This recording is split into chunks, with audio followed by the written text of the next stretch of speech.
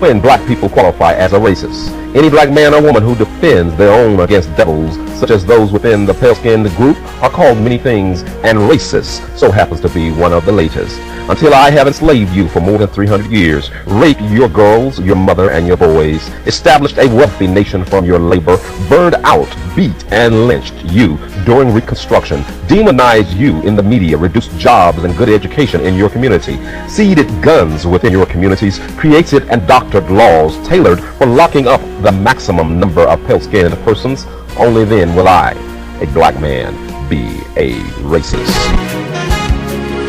This is your host, T. West. Welcome to Afro-Synergy.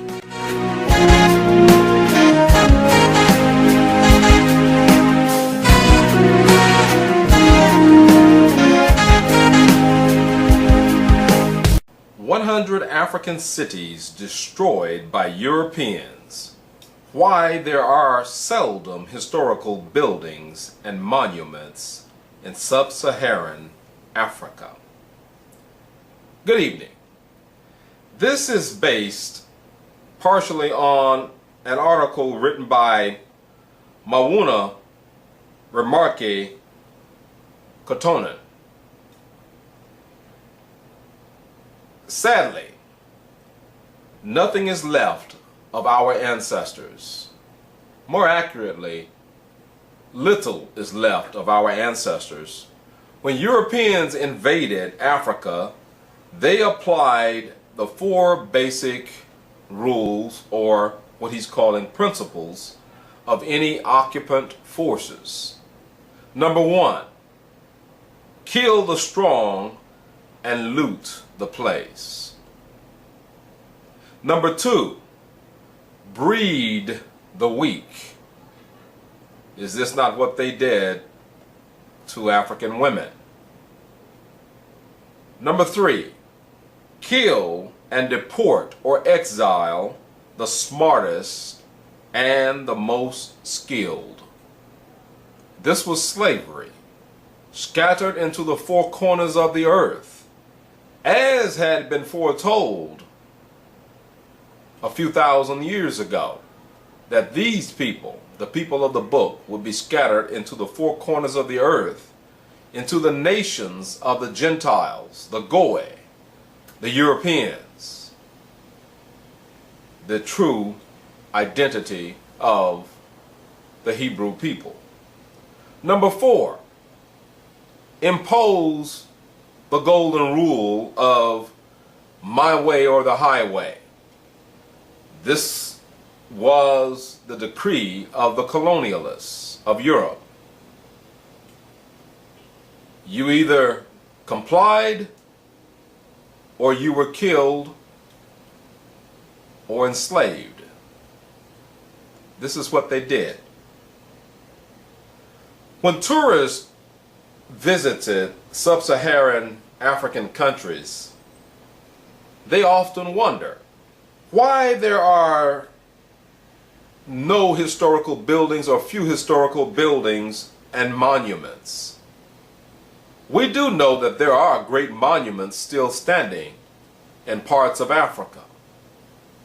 In Egypt, in Ethiopia, and hidden in some other parts of Africa. Africa is a very, very huge continent. And it has a lot of jungle areas as well. And the jungle, just like the sands of the Sahara, generally reclaims the land. It will suck up whatever humans built. It will hide it underneath the ground, underneath foliage. The reason is simple, but why is there few monuments and buildings left in Africa? It is because the Europeans have destroyed most of it. We have only left with us drawings and descriptions by travelers who had visited the places before the destruction. Now we see that the Europeans and the Americans operate the same way today. When they go into a country, they destroy things. They destroy ancient things. They destroy history. We saw that happen in Iraq, where things that were thousands of years old were stolen by the invaders, were destroyed by the invaders. What do they do with it? Generally, they take it back to their home country and put it in their museums. That is why you see so much of Africa in museums in London, Germany, France, America, and elsewhere, wherever these pale-skinned people came from. They would take these artifacts back. And you will see them also claim that sometimes that they are the ones who produced these things. Not only with artifacts, but also with cultural and religious teachings. They will steal that and put their names on that and claim that they are the originators of that.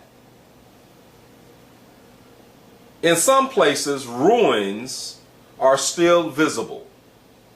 Many cities have been abandoned into ruin when Europeans brought exotic diseases, such as smallpox and influenza. They wiped out hundreds and hundreds of thousands of Native Americans here intentionally with disease. Initially, sometimes it was not intentional, but once they discovered that these diseases would really kill these people quickly, they would use it as a weapon, which is what the British did here in North America. The ruins of those cities are still hidden. In fact, the biggest part of Africa or African history is still underground. When the Europeans first saw the pyramids, for example, in Egypt, they did not know the size of those structures because the sand was covering a huge portion of those pyramids. The sands of the desert had blown and was covering much of the pyramids. But when they started digging, then they were shocked to discover that the pyramids were huge, far bigger than they had ever imagined, built and constructed by people who look like me in Africa. The Europeans brought death and destruction. You heard me say that very often. This is what they bring, is death and destruction to Africa. And they still do. And then attempted to hide or steal the historical accomplishments of Africa. Hollywood, they're going to show and depict African characters of Egypt and of other countries in Africa generally as pale-skinned, when in fact those people were not pale-skinned. They were black people. This is why we see them usurping the history of Egypt and putting pale-skinned faces on the greatness that remains, telling what Egypt once was. If you want your story told, you would be a fool to allow, generally, those who come in to conquer, to destroy your culture, to tell your story. You must tell your own story. You must produce the money, the resources to produce your own movies, your own stories. It is not good enough for you to sit down and complain about what the Ashkenazim, the so-called Jews, and their pale-skinned brothers and sisters are doing in Hollywood when they depict African greatness as themselves, when they show Moses, Pharaoh, Tutankhaten, and many other great leaders of Africa as pale-skinned people. They are promoting their agenda. You have to be far more on the job in promoting your agenda, not their agenda. And you can't do that by sitting around complaining. You have to be about the work. The collection of work of facts regarding the state of African cities before their destruction is done by Robin Walker, a distinguished Pan-Africanist and historian who has written the book When We Ruled. Yes, and you ruled for thousands and thousands of years. This guy who's on the block today, he's a Johnny-come-lately. He hasn't been around very long at all. And he's going out with a thud. And also by P.D. Lawton, another great Pan-Africanist who has an upcoming book entitled The Invisible Empire. The Invisible Empire. Talking about you, your people's history. All quotes, he indicates, and excerpts in this are from the books of Robin Walker and P.D. Lawton. Robin Walker and P.D. Lawton are quoted quite extensively, and another great Pan-Africanist, Walter Rodney, who wrote the book How Europe Underdeveloped Africa. Additional information came from the YouTube channel Dogon's 2K12, African Historical Ruins, and Ta-Neter Foundation work.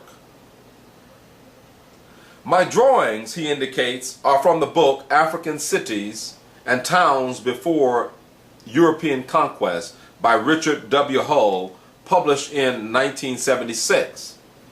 That book alone dispels the stereotypical view of Africans living in simple, primitive, look-alike agglomerations scattered without any appreciation for planning and design.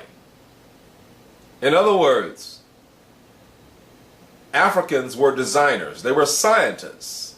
They designed and planned their communities before the coming of the pale-skinned, the peeled people of Europe, as the prophet Isaiah mentioned in Isaiah the 18th chapter, a people terrible and peeled.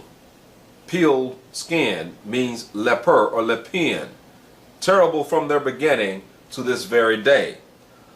A land that the rivers have spoiled, talking about the lowlands or the Rhinelands of Western Europe. The book alone dispels the stereotypical view of Africans living in simple, primitive buildings. In fact, at the end of the 13th century, when a European traveler encountered the great Benin city in West Africa, which is present-day Nigeria, in the Edo state, he wrote the following. The town seems to be very great. When you enter into it, you go into a great broad street, not paved, which seems to be 7 or 8 times broader or wider than the Wormhouse Street in Amsterdam. The King's Palace is a collection of buildings which occupy as much space as the town of Haarlem and which is enclosed with walls. There are numerous apartments for the prince's ministers and fine galleries, most of which are as big as those on the exchange at Amsterdam. They are supported by wooden pillars encased with copper, where their victories are depicted. You know, you can carve things easily into copper. So you have these huge wooden pillars, And you know, Africa has some very huge trees. Some types of trees that you can find nowhere else in the world. So these huge pillars encased with copper. And then you see inscriptions on this copper. So they are supported by these huge wooden pillars. The town is composed of 30 main streets, very straight and 120 feet wide. That's quite wide. That's very wide. Apart from an infinity of small intersecting streets. The houses are close to one another, arranged in good order. These people are in no way inferior to the Dutch as regards to cleanliness. They wash and scrub their houses so well that they are polished and shining like a looking glass. You will hear many of the pale-skinned people today, and you certainly are hearing it with this Ebola thing happening in West Africa. You hear them talking about Africa and how dirty Africa is. All these lies. There are blighted sections in any city of the world, no matter how wealthy the country or the people are. There are blighted areas. Now, but for the most part, most of Africa overwhelmingly is very, very clean. The people who had a problem with cleanliness up until just a few hundred years ago, openly, were the Europeans. They were so filthy that played a part in what brought the bubonic plague upon Europe. Pale-skinned men forced their women to wear these belts so that the women could not easily have sex, you know, be promiscuous with other men. And sometimes you even had inventors who would invent locks so that the women couldn't even take these things off unless her husband unlocked it. Now that created filth and stench and germs. This was Europe just a few hundred years ago. And it helped cause the death of up to 1/3 of Western European people. So when the pale-skinned people talk about cleanliness, then they should look at themselves. And you have them today. They're still quite filthy. Many times they'll hide stuff in the closet, throw it underneath the bed, and put it in places. Now the reason why we know this is because we have our grandmothers and great-grandmothers and all. They worked for these people. They worked in these people's homes. And they knew how filthy they were. And I've heard stories from my grandmother about this. You know, when you work for them, you know this, in their homes. So sadly, in 1897, Benin was destroyed by British forces under Admiral Harry Rawson. The city was looted, blown up, and burnt to the ground.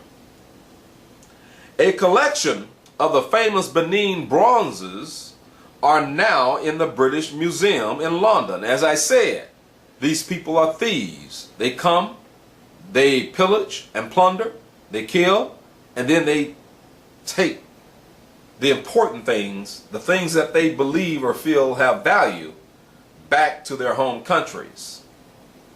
Part of the 700 stolen bronzes by the British troops were sold back to Nigeria in 1972. Not given back, but the Nigerians had to buy it back from these thieves and plunderers.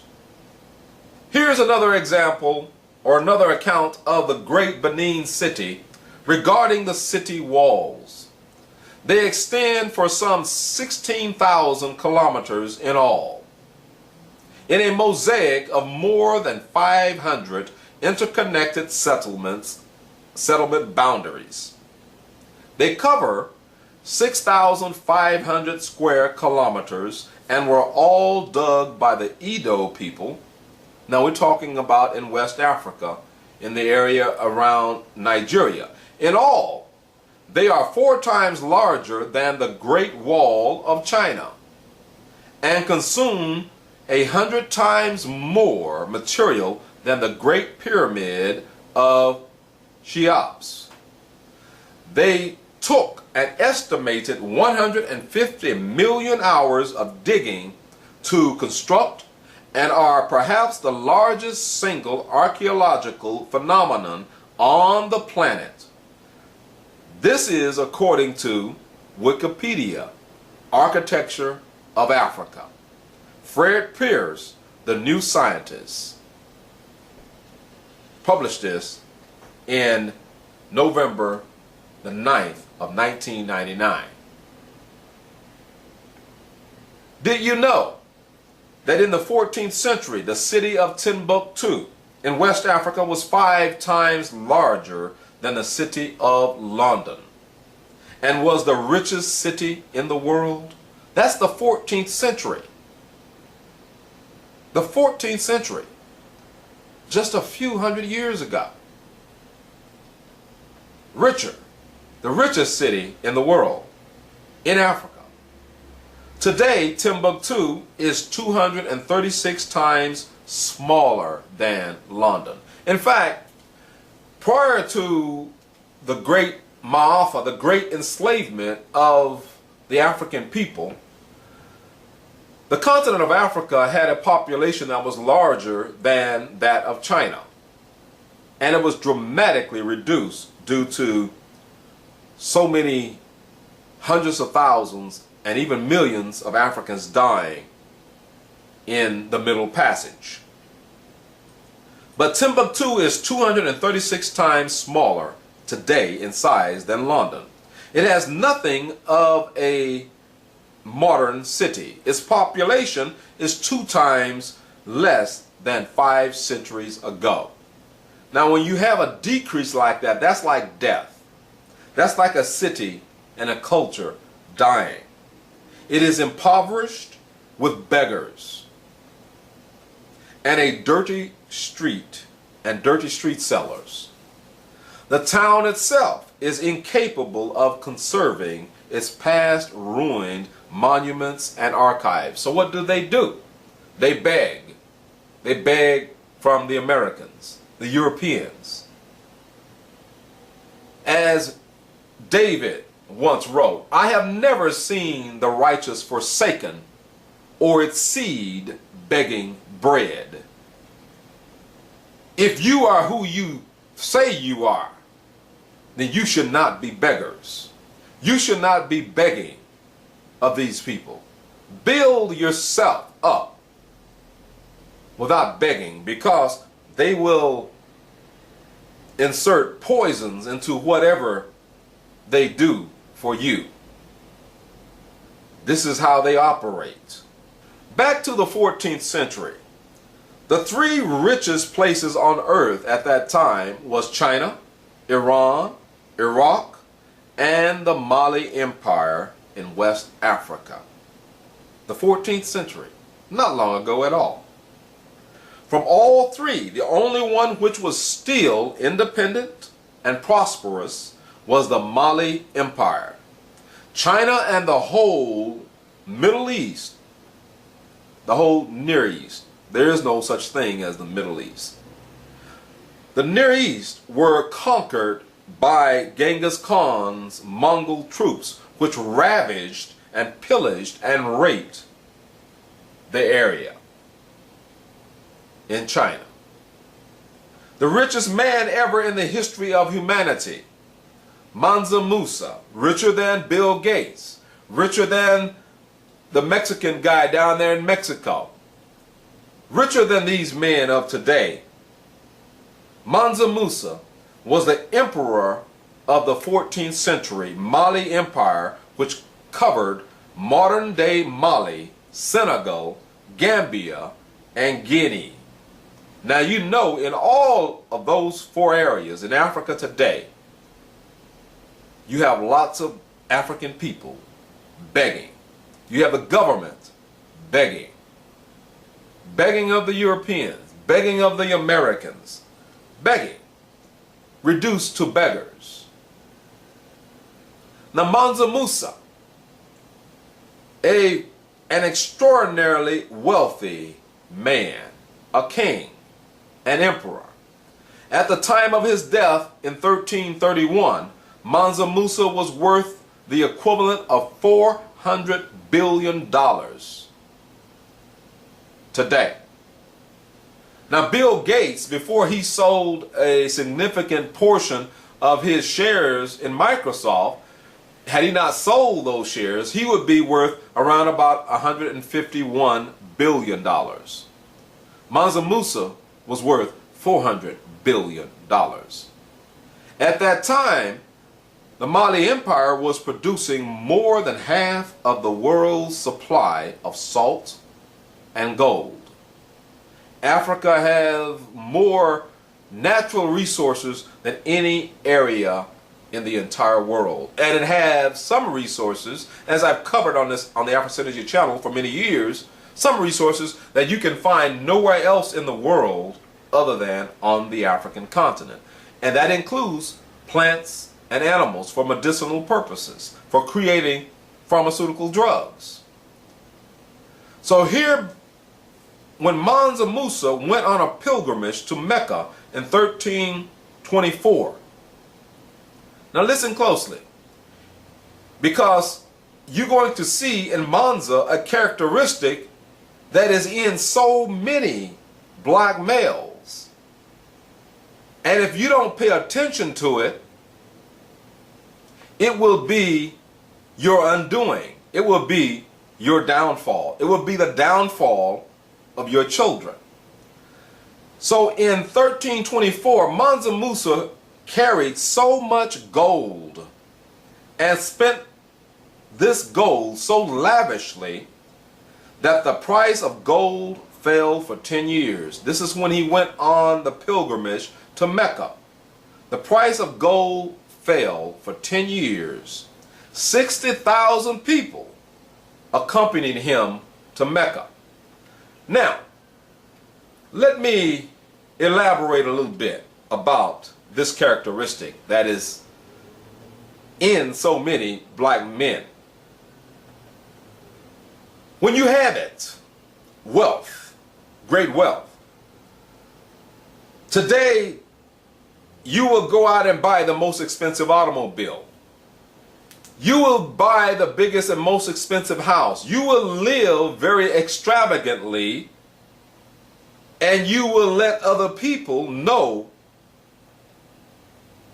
that you have made it, that you have accomplished, you have come to the pinnacle in financial success.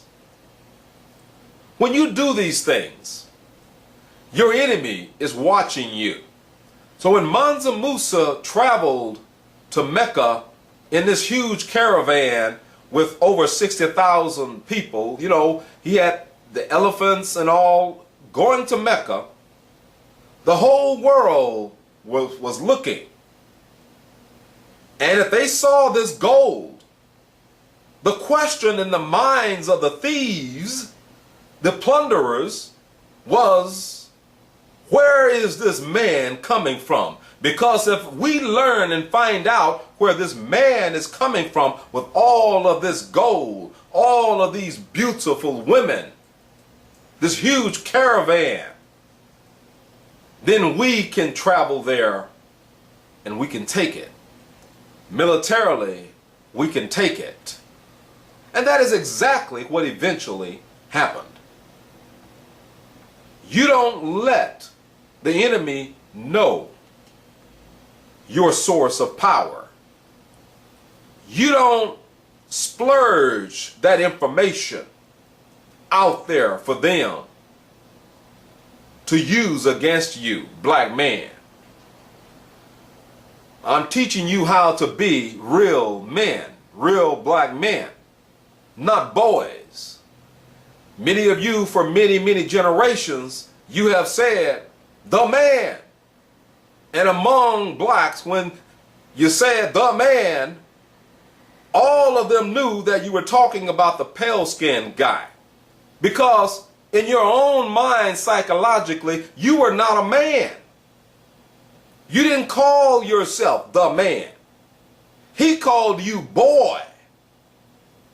And you are psychologically doing the same to yourself by elevating him to the position of man. Now, Adam and Eve, Adam named all things. A black man named all things. And now this imposter has taken your place, put you in the position of boy, and got you, has bamboozled and tricked you into calling him the man. The man's coming. The man. Reducing yourself to a psychological level of inferiority. But remember that Charles Darwin, one of their own, said that the dominant species will supply and multiply.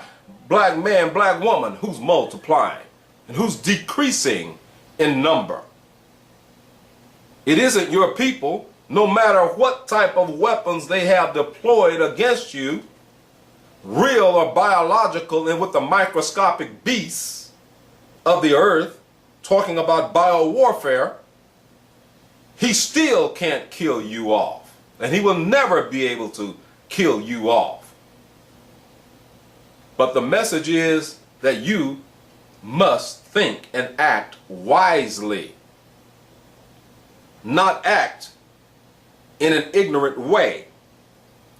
So Mansa Musa, the richest man to ever live,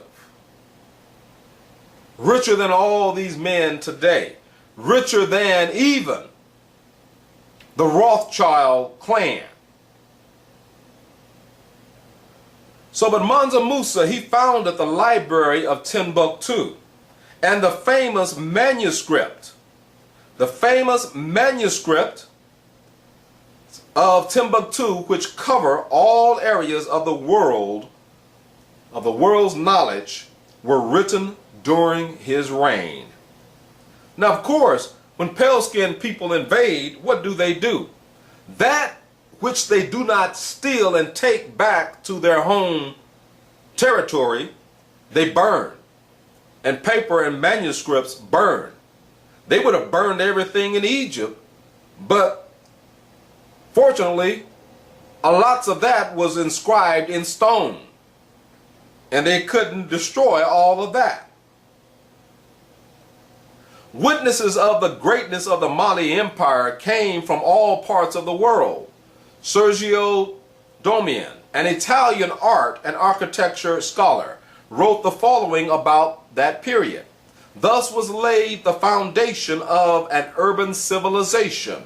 At the height of its power, Mali had at least 400 cities, and the interior of the Niger Delta was very densely populated. It had lots of people. Lots of people. These are Italians writing about what they saw when they went there in West Africa.